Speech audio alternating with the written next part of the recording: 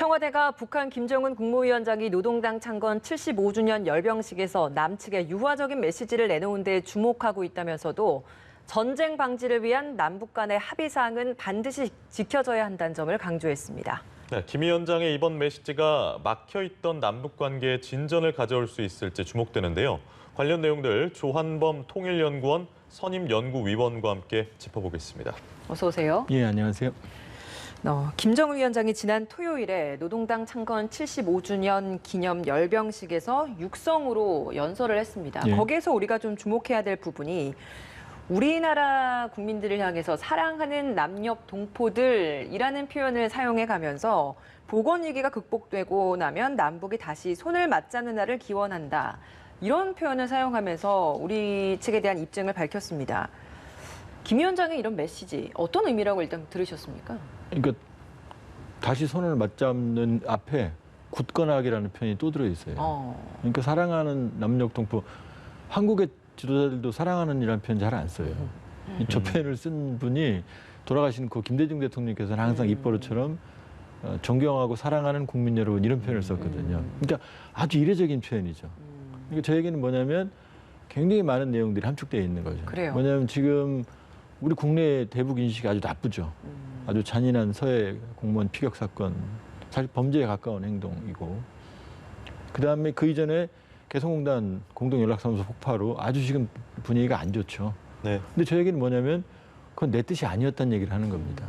본인이 사실은 6월 개성공단 때도 사태를 진화했고, 이번 피격 공무원 사건 때도 3일 만에 대단히 미안하다는 편지를 보냈거든요. 근데 그 얘기는 지금 자신의 의도를 보여주는 겁니다. 나는 적대적인 게 아니다.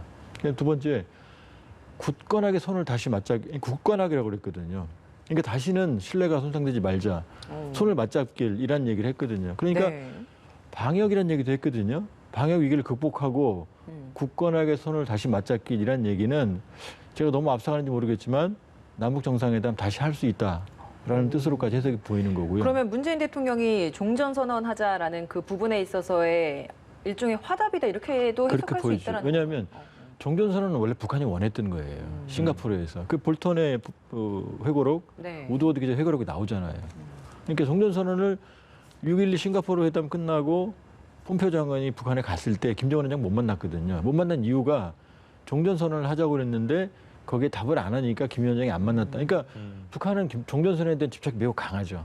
사실은 종전선언은 정치적 선언이고 법적인 효력은 없어요. 그러니까 북미 종전선언입니다. 종전선언은. 중국은 이미 인민지원군이 돌아갔고 이미 해산했어요. 네. 존재가 없어요. 그다음에 우리는 남북은 이미 사실상 종전선언을 했거든요. 그러니까 남북은 북미거든요. 그러니까 북미 간에 정치적 선언을 해버리면 그러니까 한반도 질서에 큰 변화는 없어요. 평화협정 체결된 게 아니니까. 그러나 북한의 입장에서는 북한은 미제국주의의 싸움이 북한의 정체성이거든요. 그 관계가 해소되는 거거든요. 그러니까 북한 내부에서는 상징 효과가 매우 크죠. 그러니까 종전선언을 입구로 하는 한반도 평화 프로세스는 사실은 지금 준비되고 있었고 북한도 원하는 바였다고 볼 수 있죠. 문 대통령의 종전선언 발언에 대한 화답 차원으로도 해석될 수 있다라고 하셨는데 청와대는 어제 오전에 NSC를 열고 오후에 그 결과를 발표하면서 유화적 메시지에 주목하고 있다면서도 전쟁 방지를 위한 남북 간의 합의 사항을 지켜야 한다 이런 입장을 냈죠. 그러니까 아주 고심이 들어있는 답변이라고 볼 수 있죠. 왜냐하면 말씀드린 대로 지금 북한에 대한 대북 인식이 아주 안 좋아요, 국내에. 그리고 열병식 자체는 사실 무력 시위거든요. 그러니까 저걸 환영할 수는 없죠.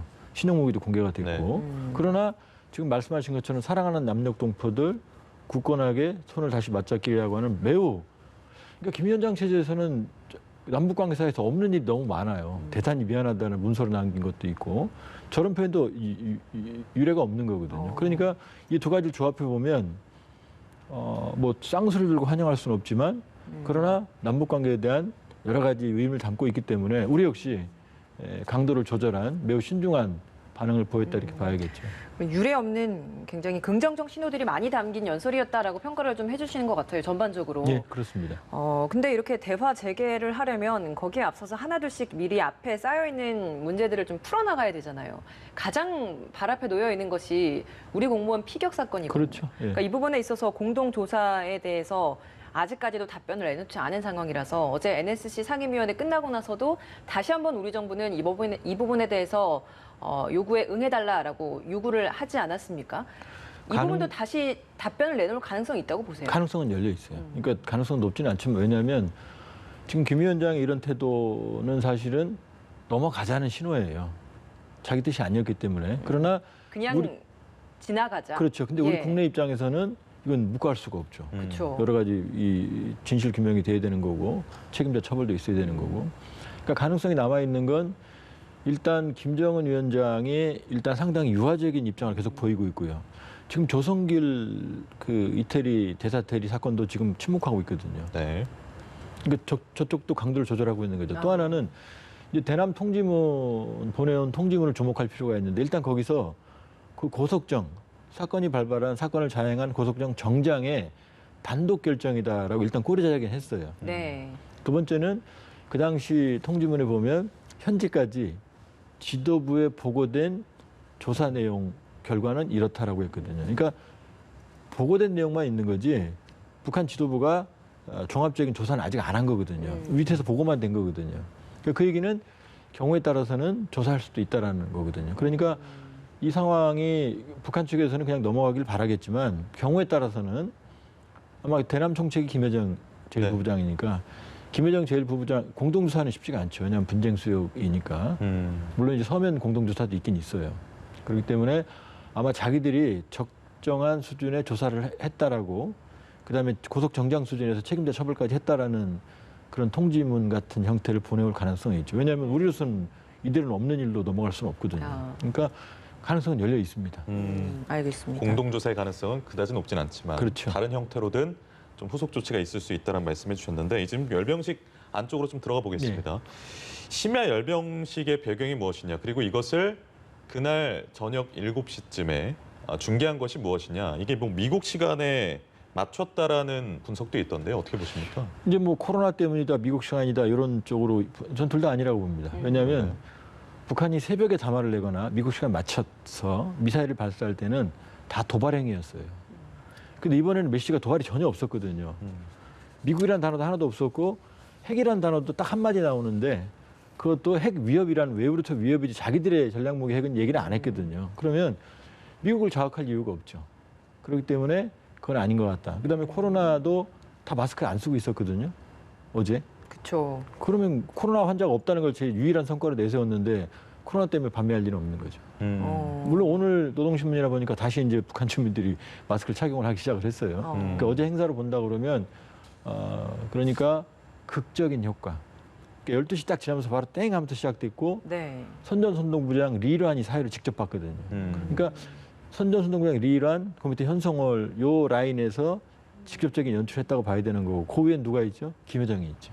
김여정이 과거 선전선동부장 출신이었고 지금 대남대미 총괄이기 때문에 네. 역시 이 행사 총괄도 저는 뭐 제가 좀 예민해서 그런지 모르겠지만은 행사 전체에 그 여성적인 섬세함이 좀 묻어나거든요. 연설문이나 감성적이고. 그렇게 김여정 보면 작품이다. 저는 김여정이 총감독, 그다음에 연출은 리란, 현성월로 이어지는 선전선동부가 한 것 같다라는 게 제 추론입니다. 그러니까 예. 극적인 밤에 불꽃 놀이도 할 수 있고 레이저쇼도 할 수 있고 드론도 띄우고. 시간대가 예. 그때가 좋은 거죠. 그러면 앞으로도 시간대가 계속 열병식이 이 시간대 이렇게 심야 열병식이 열릴 것이다라고 저희가 좀 예상도 할 수 있을까요? 그렇지는 않을 겁니다. 밤에 하면 여러 가지로 힘들거든요. 주민동원도 그렇고. 그러니까 아무것도 보여줄 게 없는 지금 아마 이번 연설문에서 평양종합병원 얘기 안 나왔죠.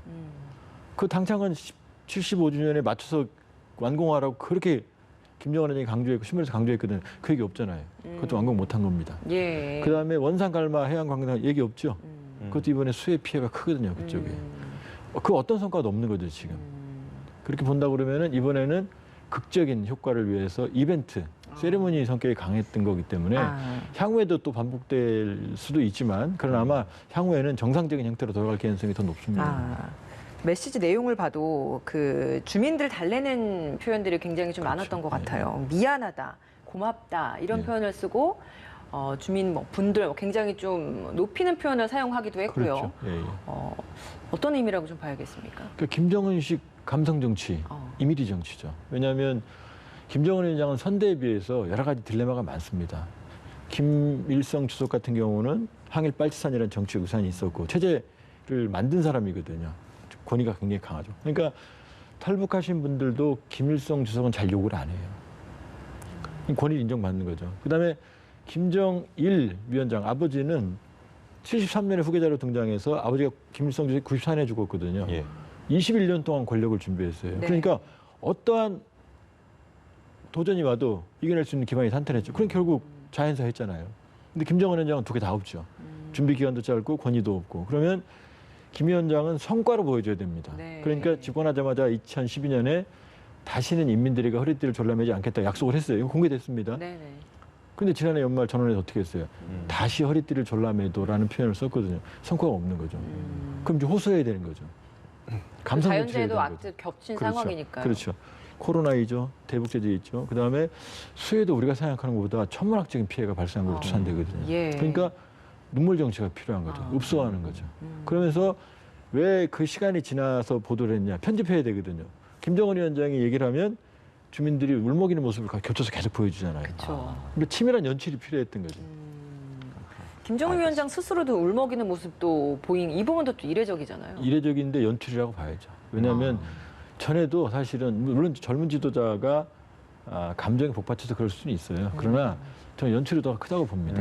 왜냐하면 정말 눈물 줄줄 흘린 건 아니잖아요. 예. 그리고 과거에도 자기 자신을 자책한 적이 있고요. 울컥하는 모습 보인 적이 여러 번 있어요. 그러나 이제 문제는 눈물이 배고픔을 이기지 못하거든요. 그러니까 한두 번은 통할 수 있겠지만 예. 저런 미안하다는 정치, 감성 정치가 지속되면 이제 효과가 떨어지죠.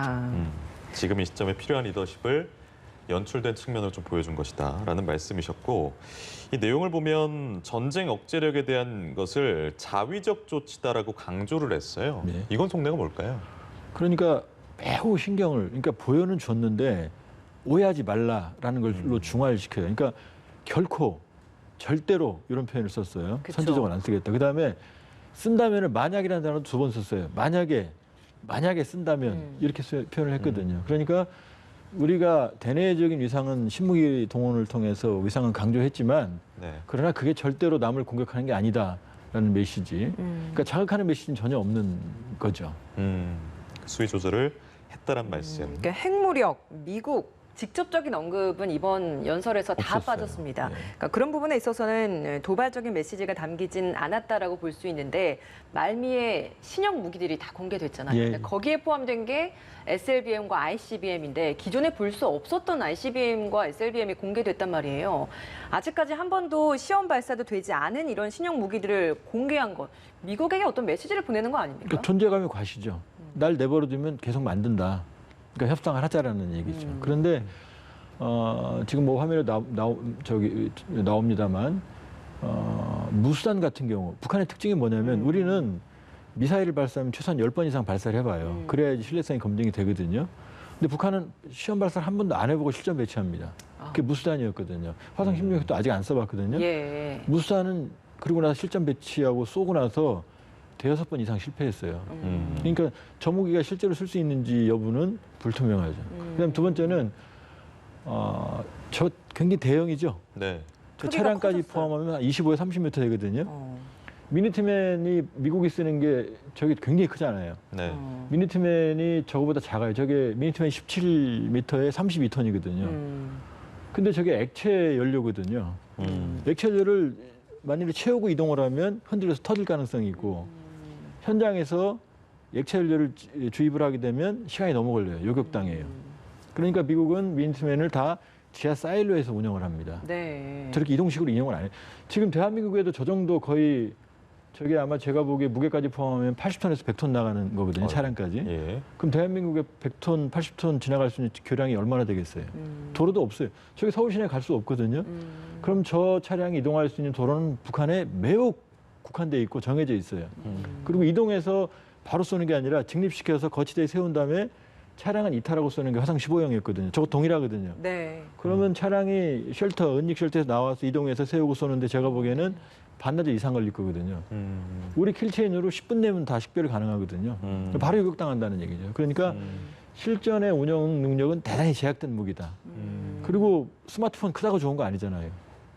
예. 저게 사실은 뭐 초거대한 괴물처럼 보이지만 사실은 기술력의 한계도 동시에 보여주는 무기체계라고 볼 수 있어요. 그러니까 보여주기식이지 실제 쏠 수 있을지는 미지수다라는 것을 신형 ICBM을 보고 판단하셨다는 얘기인데 그렇게 볼 수 있죠. 신형 SLBM 북극성 4형에 대해서도 같은 의견이신 건가요? 예, 그것도 비슷합니다. 너무 커요. 왜냐하면은 지금 저 정도 크기의 미사일을 발사하려면 원자력 잠수함 7, 8천 톤급이 필요합니다. 4, 5천 톤급이라 하더라도 저 정도의 그 발사관이 들어가는 건 매우 제한된 수량이거든요. 이번에 새로 뭐 건조하고 있다라는 추측들 나오고 있는 거기에도 부족하다라는 말씀이신 거죠? 몇 발 들어가지 않을 거고요. 그다음에 실제로 저 정도의 무기 체계를 실제로 왜냐하면 북한이 지금 건조하고 있는 잠수함이 두 개로 보이거든요. 하나는 1,800톤급 로미오급을 확장하는 것. 예.